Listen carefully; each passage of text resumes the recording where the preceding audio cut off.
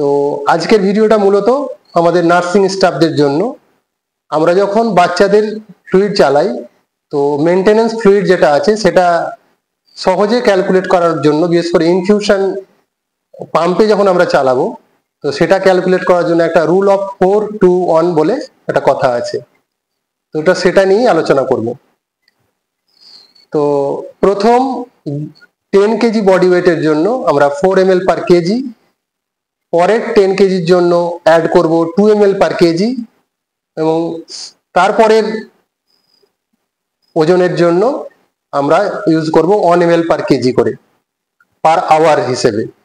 মানে ধরুন একটা 30 কেজি বডি ওয়েটের বাচ্চা আছে, তাহলে প্রথম 10 কেজির জন্য কি হয়ে গেল 40 ml পার আওয়ার, পরের 10 কেজির জন্য 20 ml পার আওয়ার অ্যাড হলো, মানে 60 হয়ে গেল, 60 হয়ে গেল। তারপরে 1 ml পার কেজি, মানে হচ্ছে নেক্সট 10 কেজির জন্য কত হলো, তাহলে 10 ml পার আওয়ার। তাহলে টোটাল আমরা যদি অ্যাড করি তাহলে দাঁড়িয়ে যাচ্ছে 70 ml পার আওয়ার।